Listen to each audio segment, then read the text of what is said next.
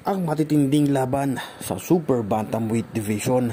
Pag-usapan natin yan mga chong. Action. Impact.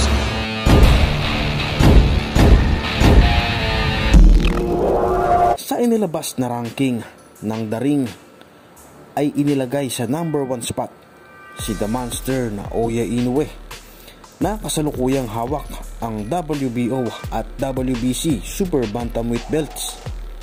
Nasa number 2 spot naman ang ating kababayan WBA and IBF Super Bantamweight Champion Marlon The Nightmare Tapales.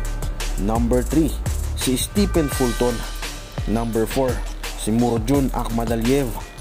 Number 5 si Luis Pantera Neri. Number 6 si Sam Goodman.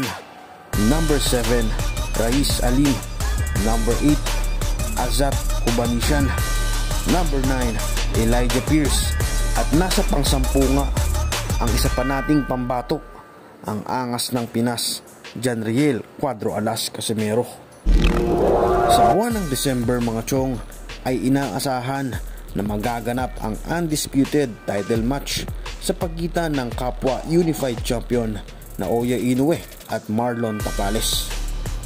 Kapwa magkakaroon ng pagkakataon ang dalawa para tanghaling undisputed champion sa Super Bantamweight Division. Sakaling manalo si Oya Inoue, ito na ang magiging pangalawang undisputed championship niya.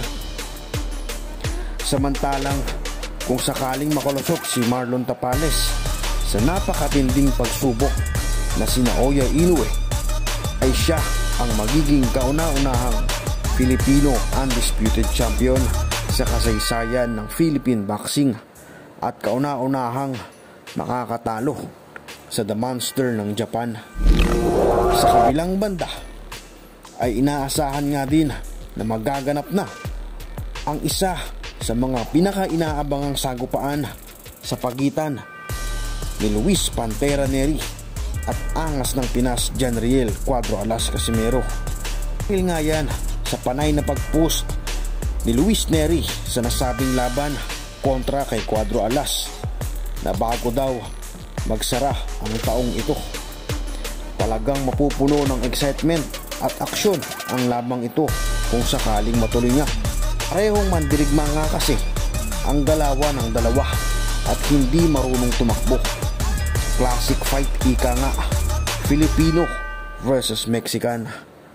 At ang mananalo nga dito mga chong ay maaaring makaharap ang mananalo sa Inoue versus Tapales fight. So hanggang dito na lang muna mga chong. Sabay-sabay nating abangan ang mga mangyayari pa sa Super Bantamweight Division.